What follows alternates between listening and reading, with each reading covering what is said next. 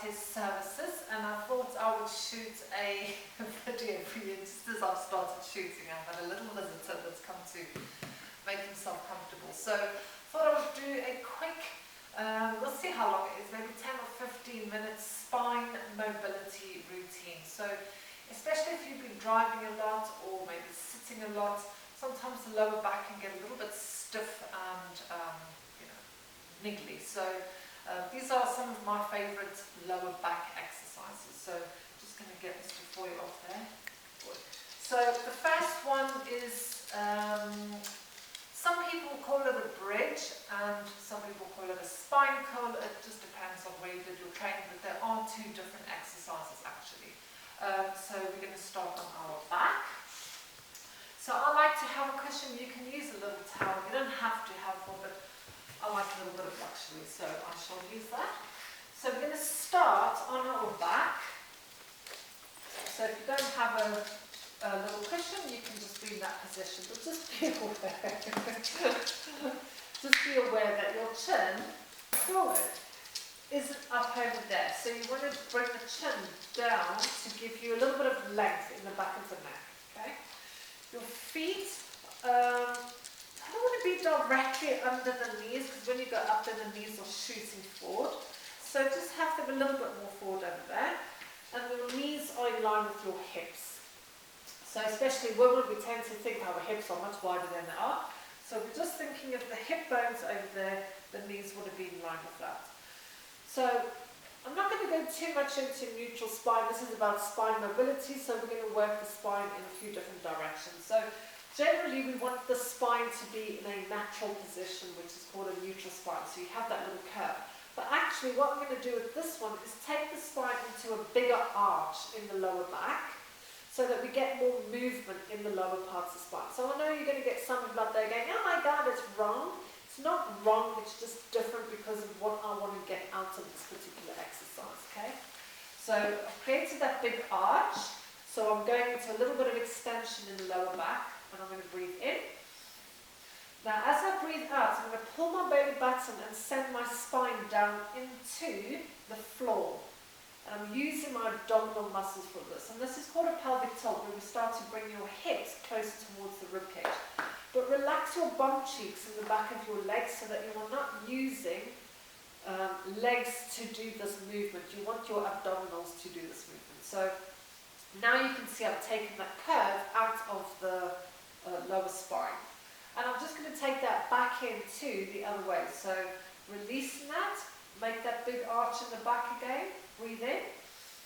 And then as you breathe out, pull the tummy in, roll your hip bones towards your rib cage and imprint your lower spine into the floor. So when you start to imprint, the more you focus on these abdominal muscles and sending your sternum down, the more you're going to feel the abdominals activate. My legs and my bum cheeks are still nice and relaxed. I'm actually going to start to take this higher. So the more I squeeze down, I'm going to start to engage the glutes and start to send my hips up towards the ceiling. But rather than lifting as one, I want to tilt the pelvis and lift the vertebra off the mat as one. So that's kind of the difference between a bridge pose and a spine curl. So now once you get into the air, your basic spine curl is knees, hips, shoulders in one line. So if I just stick over there to be in one line. So for the first one, we'll just focus on this for a moment. So be aware that your shoulders aren't climbing up towards the ears. So really think of reaching towards the bottom of the mat or towards your feet. Now as you exhale, I want to keep the bum as high as I can and start to bring the spine down. So we're starting to work again into the mobility of the mid and lower back, drawing in that belly button.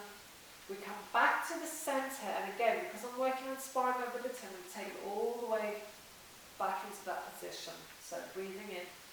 As you exhale, roll the spine into the mat. Now squeeze your bum cheeks, send your hips up towards the ceiling. Reach your fingers towards your heels. Good.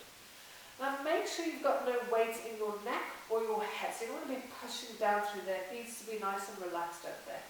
So again, this is your standard position that you will see in most books and in most classes. But again, I'm working on the back, on the spine. So I really want to open up hips that will to release your lower back. I know there's a little bit of anatomy there. But from here, I'm actually going to start to push higher than that midline. Still haven't gone into my neck or my head, so be aware that you haven't put the weight down through there. So I could actually lift my head up. Sometimes if the hip flexors are tight, so this region here, the knees might want to pop out. So you want to engage those inner thighs just to keep the knees in line with your hips. And then again, start to come back down. And we're going to carry on with those for maybe 2 or 3 more.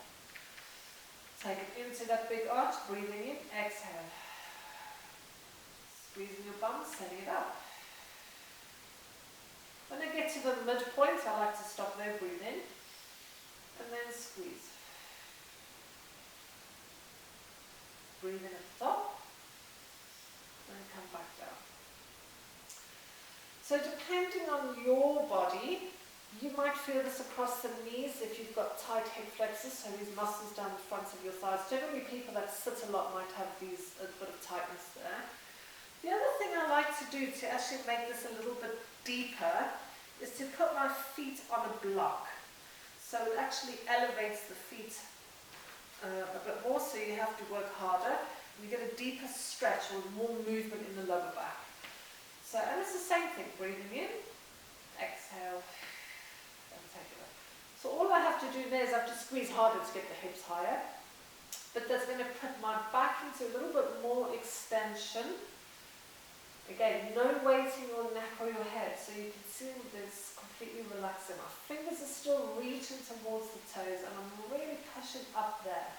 So the lift is not coming from the chest, it's this region I'm trying to lift. And as I come down, now imagine that you've got a candle burning underneath your bum, so don't have a fart. But as you come down, how high can you keep your bum? Because what we're focusing is on this lower part of the spine now. This is where people's knees tend to flare out because it's quite tight, it might be pulling a little bit. So keep focusing on the knees in line with the hips. We come back to the center, take it back into the arch. We're only going to do 1 more, so breathing. If you don't have a block, it doesn't matter, you just keep doing it on the floor. So exhale as you go up, midpoint, breathe in, and then give that a little bit of an extra squeeze. No weight in your neck or your head, fingers are reaching towards your heels. And also check, are your ankles flaring out at all? So you want the weight evenly balanced between ball, blade and heel. And then we bring yourself back down, and once you come down, give your knees a cuddle. Good. So the next exercise we're going to do is side rolls, and we're going to have a little play with foot positioning and arm positioning. So we're going to start with the feet far away from the body. You can also have your hands out to the side, so we're going to have a little play with moving the hands. And this is actually going to get into spine mobility, but it's also going to get into the fascia of the body, especially in this lower part of the back, which can cause a lot of restriction in your movement and all of that. So legs are far away, arms out to the side. So we want to send the lower back into the floor to support the back. So breathing in, so think of that pelvic tilt we've done in the spine column, it's not as big. So as you exhale, just take it over to the side. So we're using control. That's the whole thing about Pilates, is contrology. That's what it used to be called. So when I go over to the side, the most important thing is that this whole upper back, the shoulder, stays on the floor. So I'm exaggerating. We don't want that to happen, okay? So you want that down. Breathe in, come back up. As you breathe out, hold it there, inhale. Belly button down, send the lower back down. We take the knees over to the other side. Again, focus on the shoulder blade, what's happening with the shoulder blade of the opposite side. And then come back up. So now, the feet were hip width, we're going to bring the feet in a little bit closer together, but not touching. Same thing again, breathing in. Lower back is down, taking it over. Now personally, I don't really feel much. I tend to feel it's a little bit more across the knees, but it's going to depend on where your body has tightnesses. Especially for men, sometimes they might feel it a little bit more above on the top of the leg, just because of the structure of their anatomy. And then we come back again.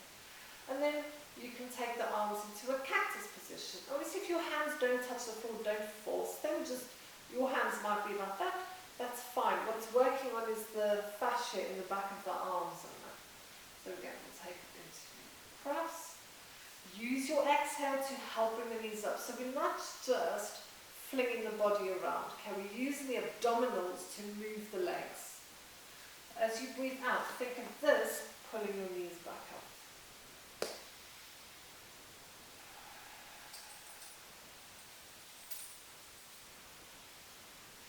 So again, we're trying to pull the belly button in, so we're trying to avoid any arching.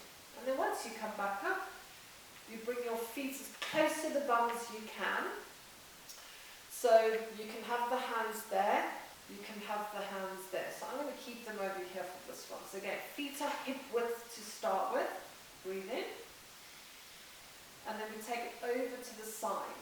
So now I know that I do have some tightness in the upper back. So this side is not too bad for me. I can get the knees far.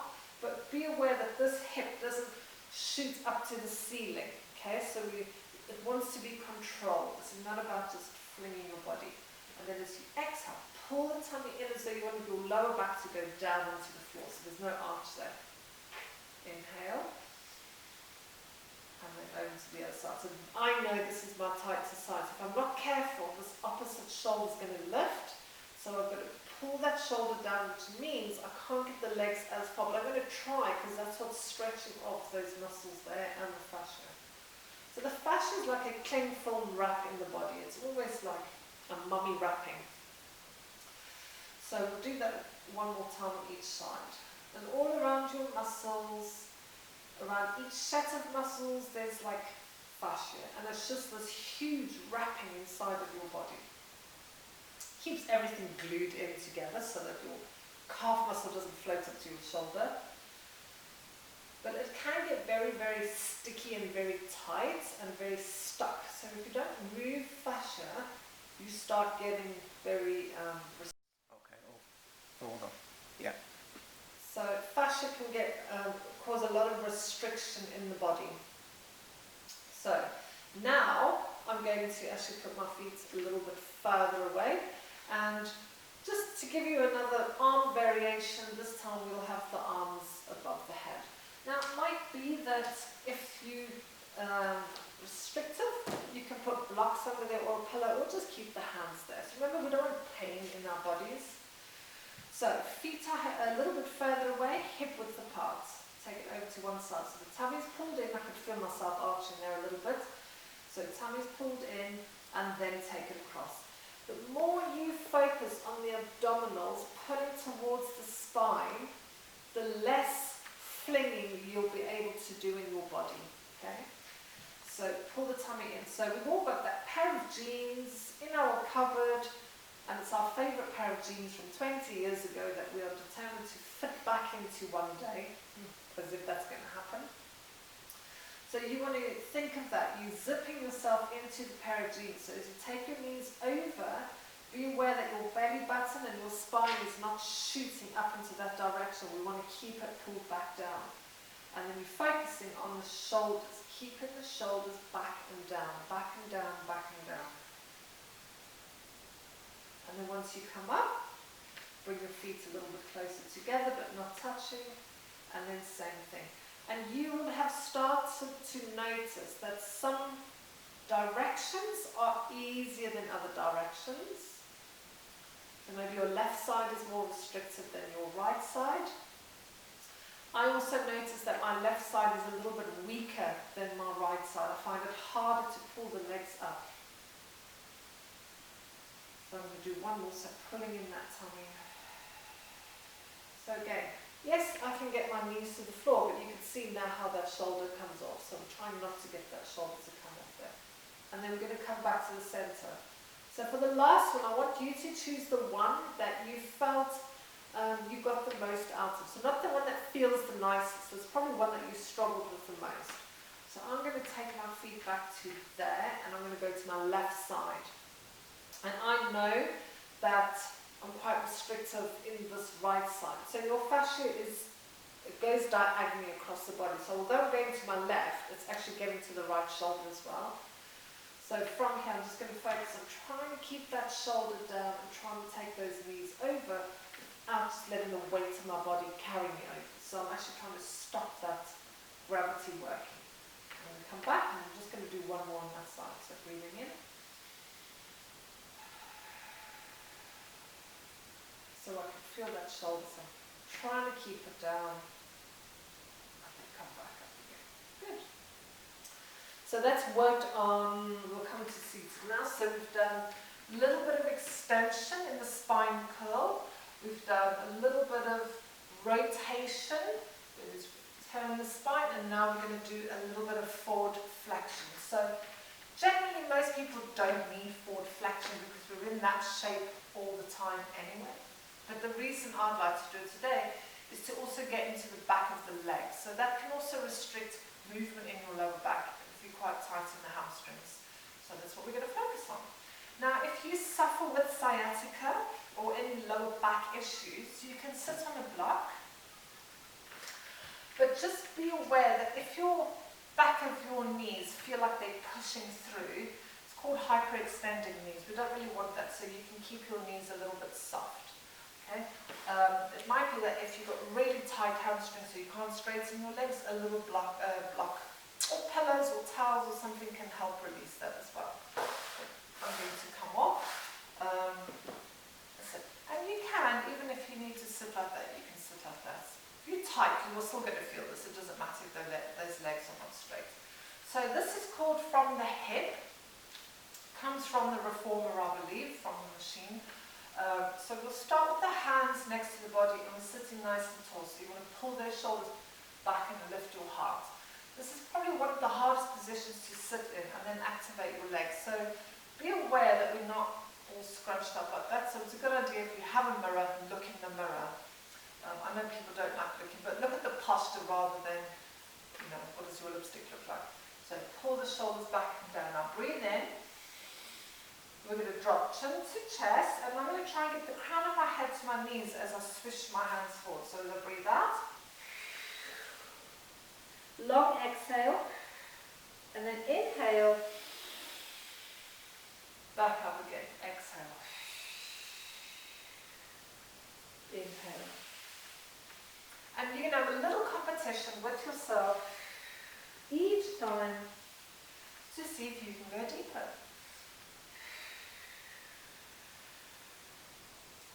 Stay there for the full exhale. We'll do one more.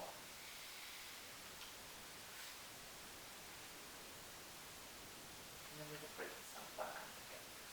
So that's just a very small spine mobility routine.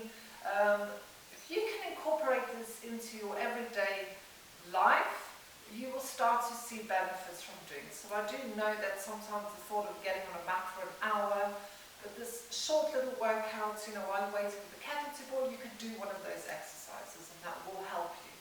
So I hope you enjoyed that. Subscribe to our channel and we'll be posting more videos soon.